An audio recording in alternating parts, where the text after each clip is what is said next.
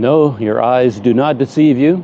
It's still me, and I'm all the way back at the very beginning of Beach Street.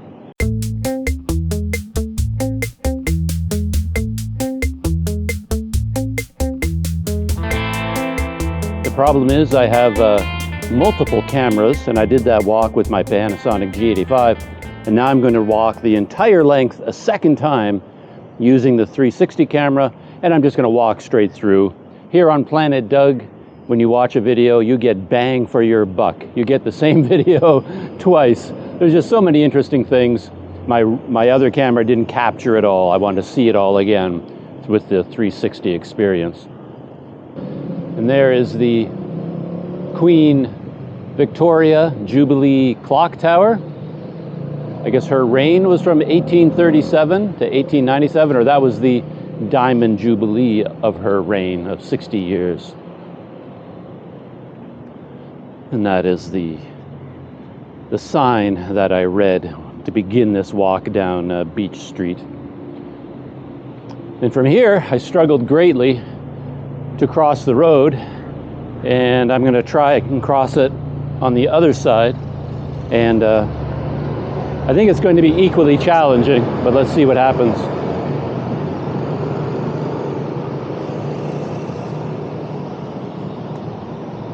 Yeah, I've got a traffic circle here, and let's see. To wait for a break. Are they going to turn? Yes, they're turning, so I can thread the needle, sort of. They don't seem to know where they're going either, so looks like I have to do this walk quickly anyway.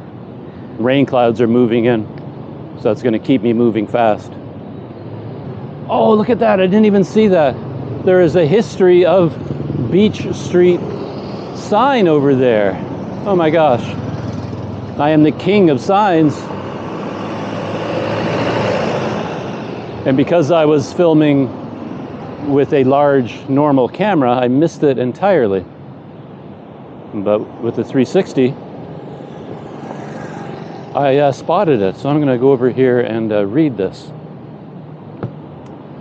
The mercantile architecture of Beach Street, the architecture of the early public and commercial buildings at the northern section of Beach Street represented the neoclassical European architectural style of the mid-19th century, similar to the compradoric style in the treaty ports in China. Among the buildings from this period that survived the bombing during the Second World War are the Government Building, former Land Office Block, Netherlands Trading Society, and now called ABN AMRO House, the Standard Chartered Bank, Logan's Buildings, originally 3 stories, White Away Laidlaw and Company Building, 1886 Building, formerly Goon Yen and Friends, Kung Soon House, and Georgetown Dispensary. So I guess the destruction during World War II from the bombings was much more extensive than I realized from what I was reading. So I guess many, many more of the buildings, the original buildings, were destroyed. So this is a map of Georgetown from 1798. Shows the early topography and morphology of the settlement of the Cape. The town was built on swampy land that had to be clear of vegetation, leveled and filled. The original commercial town was laid out between Light Street, Beach Street, then running close to the seashore, as I talked about at length, Malabar Street, subsequently called Chulia Street, and Pitt Street, now called Masjid Kapitan Geling Street. Awesome, I love that. Look at that, a whole map now of Beach Street showing Chulia Street, China Street, Church Street, Downing Street, King Edward Place, and then some of the key buildings along the way. Wow, who knew?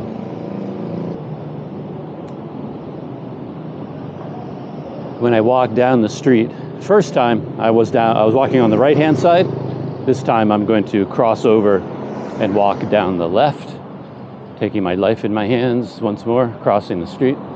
And right away, you're seeing the banks, of course. I won't talk about that again. But you'll see the banks as we walk along. HSBC, right here.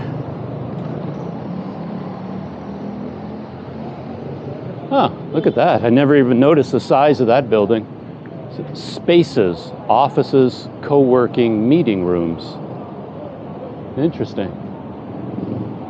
I wonder when that one was built. It's like it's used by wedding photographers. Scenic setting.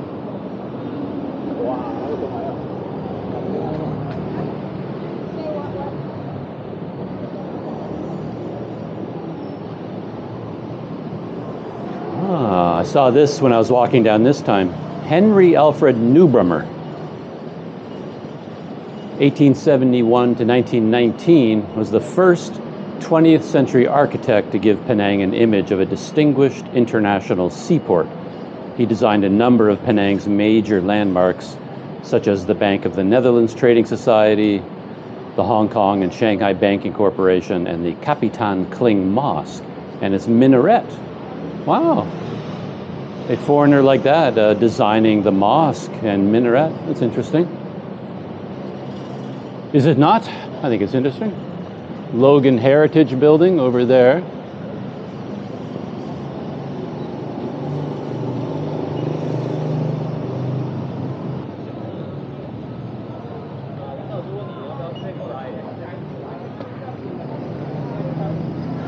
There aren't as many like hawker centers, food courts, food stalls along this street as you find in the other parts of Little India and in Georgetown, you know, the UNESCO World Heritage Site District.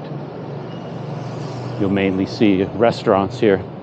Oh, by the way, I was talking about the price at China House, and when I got up to the cash register, to be honest, I was a little bit surprised at what I was being asked to pay. I didn't really keep track of the prices, but I just walked up to the cash register and I confidently handed over a 50 ringgit note, thinking, surely I didn't spend more than 50 ringgit on my breakfast. But she looked at me and she was waiting for more money. And it turned out my bill came to 70 ringgit. And what I hadn't counted on were many things. Basically, the dishes were more expensive than I thought. So the breakfast was 35 ringgit, I think. And then on top of that, I ordered like a small bottle of water, and I think it was 7 ringgit for this tiny bottle of water. And then there was 7 or 8 ringgit in service charge, and another 7 or 8 ringgit in tax. So by the time you start hitting all those numbers on your cash register, I was asked to pay 70 baht for my scrambled eggs. So it's probably not the normal amount that I would have spent on something like that. So here I am on this side of the street, closer to the Tenyi Tea Trading Company. Looks like a very fancy place to get some nice tea in bulk.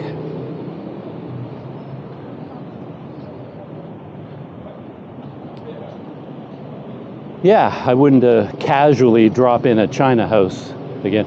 And as I was leaving, it was more into lunchtime, and I could see more and more people arriving, large groups. Foreigners basically who go touring down Armenian Street, and then after they're done that, they're looking for lunch. So I think China House fills up very, very quickly. I got in and out just in time. So this is the Georgetown Dispensary, and according to what I read, this is one of the buildings, the original buildings that survived the World War II bombing. Huh.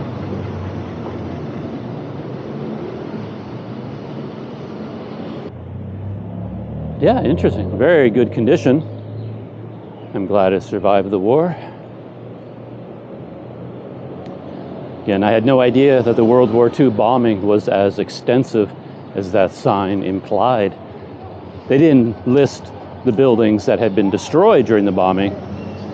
They listed the ones that had survived the bombing, because the buildings that made it through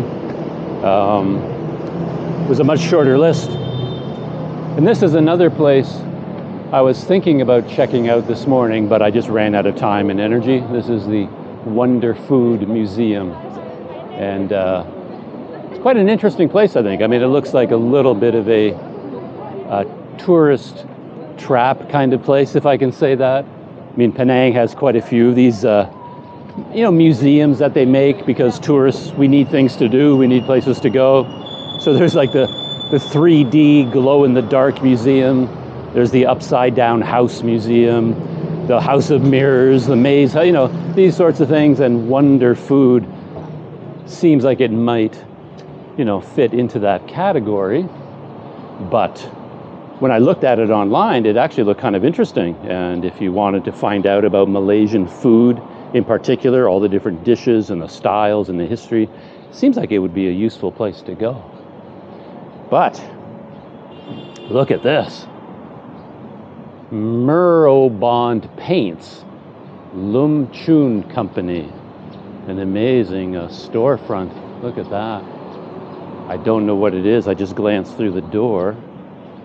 And it's not very well lit in here. But wow, look at the furniture and the decor in here. I don't know what it could be. It's a paint company. Huh. Even have a bit of an art piece here. Yeah. Bet you there are treasures behind every one of these closed shop doors around us.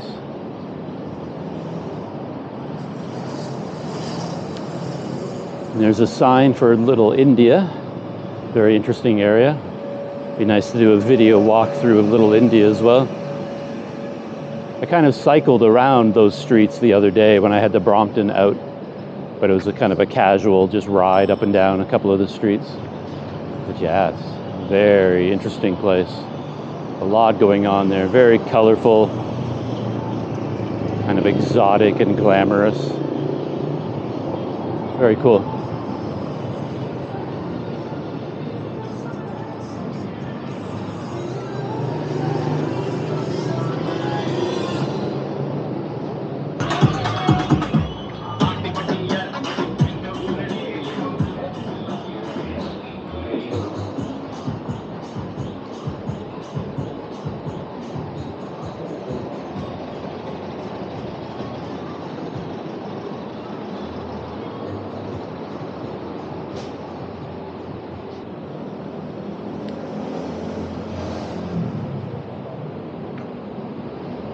I don't know what these creatures are all about, but they want you to go inside there, whatever that is.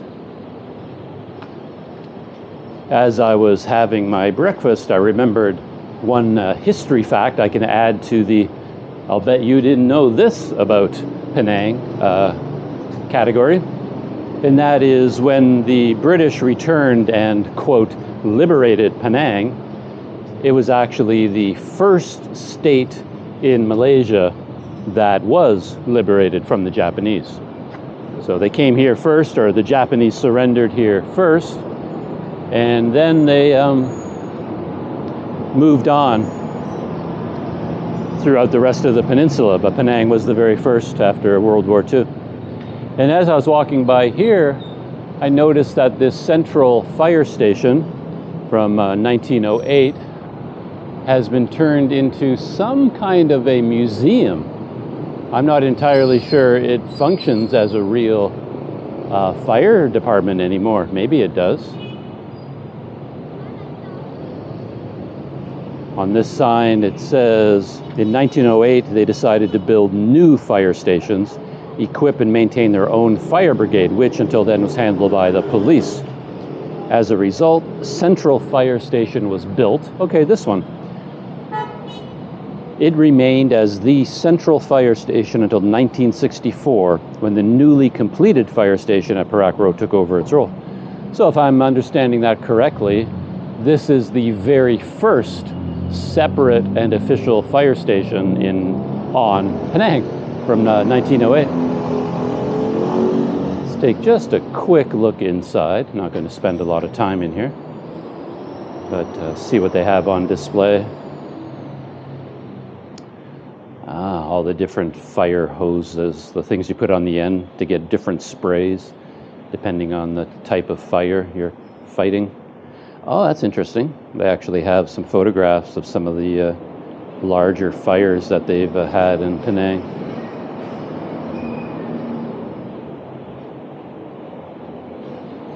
And then there are some models of various techniques, situations they encounter. Tanker trucks spilled toxic fuel and they're spraying foam. Car crashes they have to deal with, building fires. And then look at this one, even underwater rescues when cars go into the water. So their role is greater than just putting out fires. They do a lot more than that. Wow, look at that. That is nice. There's nothing better than a good aerial view of something. Wow, I could spend an hour just going over this photo that is highly detailed. How have I not seen that picture before? You'd think it'd be all over the internet. There are the clan jetties. The whole clan jetty area, the ferry terminals, Swettenham Pier, where all the huge cruise ships go now, the Esplanade, and then all the central area. And I don't know if you can make it out, but you can see Beach Street starting in the top right-hand corner. You can see a circle there. That's that sculpture in the middle of the roundabout. And right there is Beach Street going all the way along. And amazing, right? You think about it. That is where the water used to be, right there. And then everything to the south of it, it was sort of reclaimed land. Huh. And very interesting, there's a comm tower. And with that photo, you get a true sense of the scale of it and how many local buildings were flattened to make room for that complex. That whole kind of pizza pie shaped district was all like all the other stuff around it, very small shop houses, and they were all destroyed to build that. Huh, interesting. Well, that is amazing. Coming in here is worth it just to see that. And the writing on the other side of the map says something interesting. On July 8th, of course, Georgetown was awarded the title of a World Heritage Site, and it's combined with Malacca. So the official title is the Historic Cities of the Straits of Malacca, and that includes Georgetown. Having spent over 500 years as trading centers and settlements, Malacca and Georgetown earned this prestigious title by fostering and benefiting from the rich cultural exchanges between East and West. So it goes through all the criteria of how you become eligible to be a World Heritage Site. And Georgetown qualified.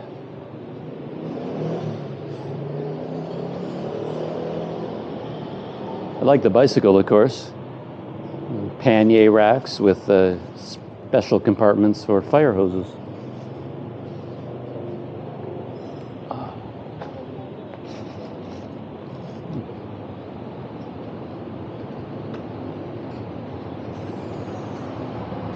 Huh. Bomba. I wonder if that really does stand for that. Best organization, multi-skills, brave attitude. It's a bit of an awkward mouthful. They had to work hard to come up with Bomba. Oh, I can't resist. Let's walk through the pretty alleyway and get all the fun colors of the fans.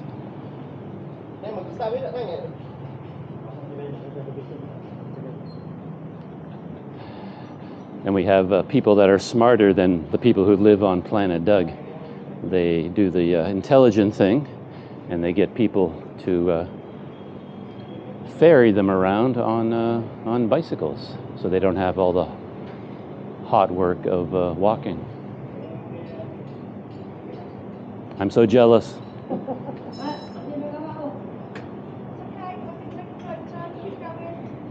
Hello.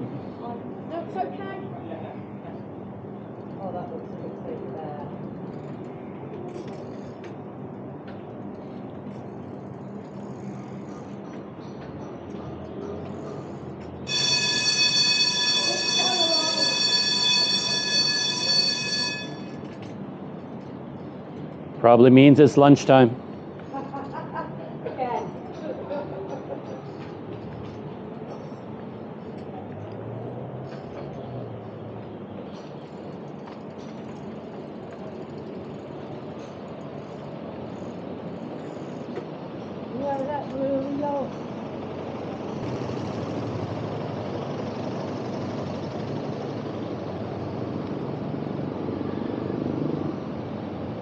Not to harp on about the subject, but it's definitely a different feeling using a 360 camera. You just feel much more in tune with your environment. You're more engaged with what's going on around you rather than being so focused on the camera itself and whatever it happens to be pointing at.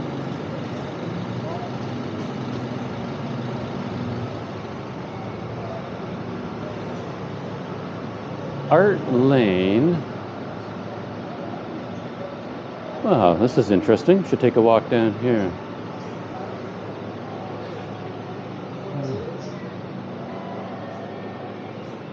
Hello. Like anyone can come in here and paint? It's like I'm not sure. No? Okay. This is our open art gallery. Okay, just open art gallery. Yes. All right. Thank you. Thank you.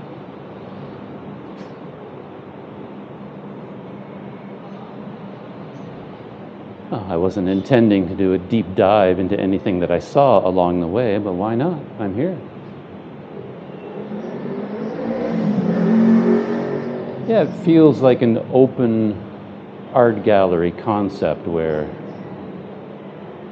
I don't know how much permission is required to come in here and display your art, to paint on the walls or put up sculptures. Whoa. Looks like there's many floors of it above, too.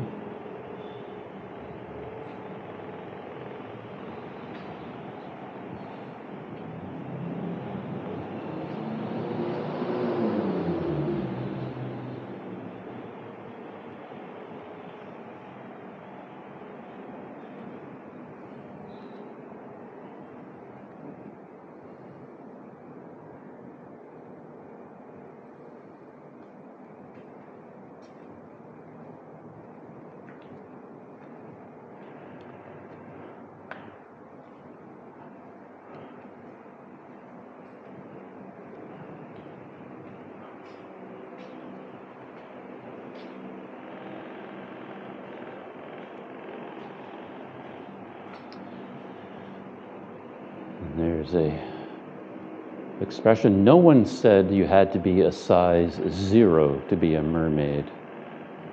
And over my lifetime, I've heard this thing about like a very slim, attractive woman is a size 0. But to be honest, I have no idea what that means. Is there such a thing as a size 0, or is that just a metaphor? Because how can a size be 0? I mean, what size is that? How do you measure 0? I've never, to this day, after all the years of my life, I've never understood what size 0 means or whether it's a real size or not. Huh. Yeah, you could spend some time here, and I think there might be, as I said, some floors up above as well.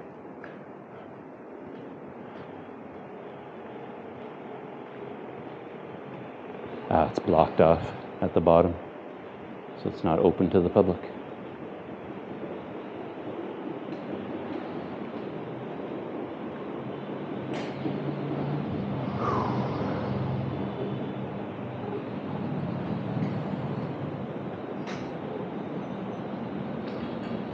Thank you.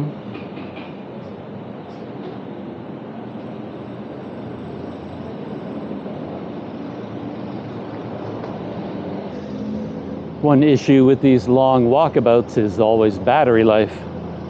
I've got more than enough battery, I think, for my cameras, but I'm using my Rode Wireless Go microphone, and that I can get through the day because I can switch from one camera to the next, and I keep starting with a fresh set of batteries, but I only have the one set of microphones.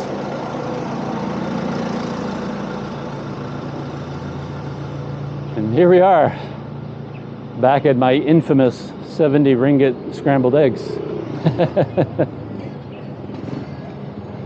Yeah, it's not that bad. I kind of lose track of currency and how much things are worth. I can't remember what the exchange was when I left from Malaysia. And I think right now it's something like 4.5 ringgit or 5 ringgit to the US dollar. So even 70 ringgit for a really good breakfast with a banana and mango milkshake on top of that for, what is that, $14 US.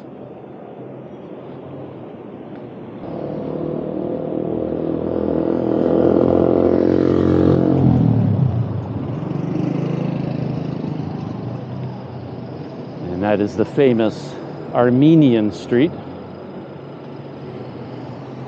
Tempted to go in that direction, but I'll save that for another day. Today is Beach Street Day.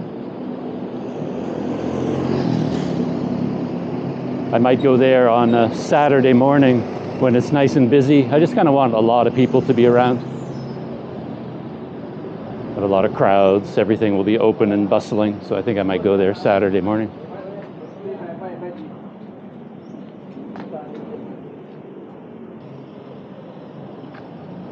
Huh. Tucked away over here. Oh, it's another clan house. Interesting. I just noticed the decorations up here. Very interesting. And this is the Leong San Tong Ku Kong Si. And I think like Kong Si is associated with clan houses.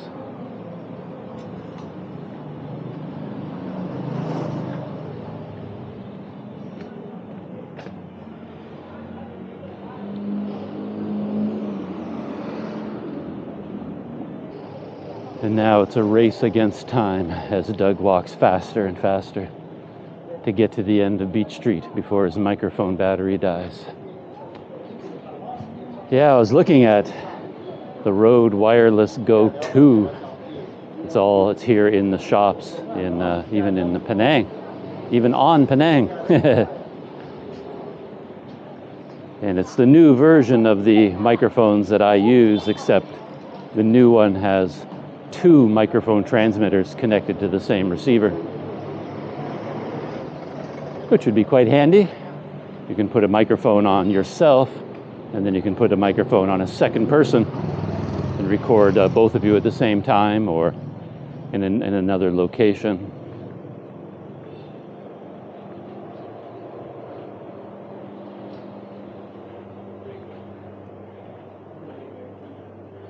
Oh, another cafe, Biscotti Cafe. B Street Hotel, and I think that means we're right beside the Langhus Boutique Hotel. Boutique Hotel. Huh.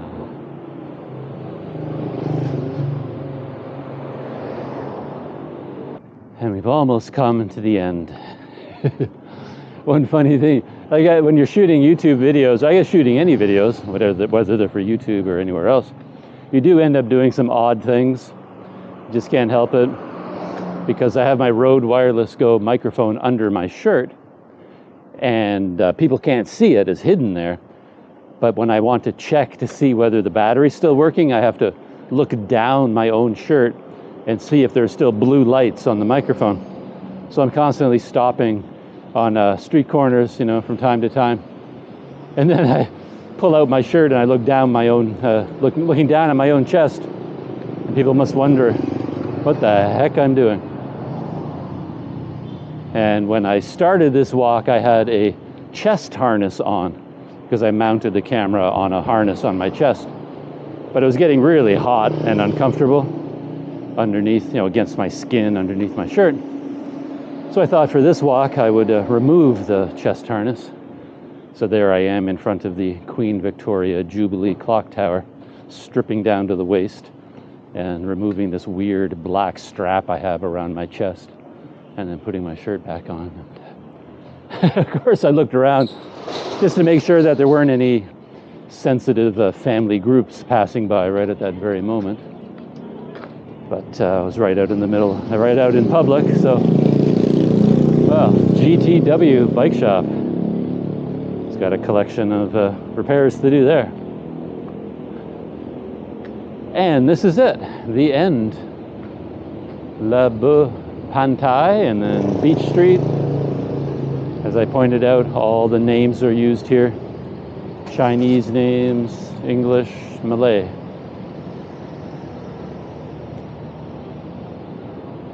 And I have to turn towards the Comtar Tower in order to get back to my guest house. Actually, I think this park here is maybe is part of the Comtar Tower complex. And I walk along there. It looks like maybe there's a canal there of some kind. But yeah, even if you look out in that direction, it's not Beach Street anymore. The name has changed to a different street. But it still looks quite interesting. You know, you can keep walking as far as you want, and you probably keep passing by interesting shop houses and historic buildings and things. But not me. I have walked far enough. So that is truly the end of this small adventure for this morning. This is a nice place to end the video, actually. Look at all these like hot air balloon replicas hanging up there. Each one probably has a light bulb on the inside. They're probably all nicely lit up at night, I would think.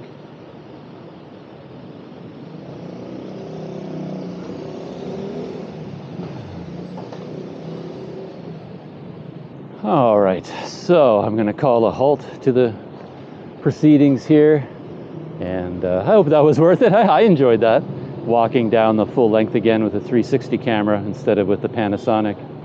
Yeah, it was an interesting experience. I'll see what I can do with that as I edit the video.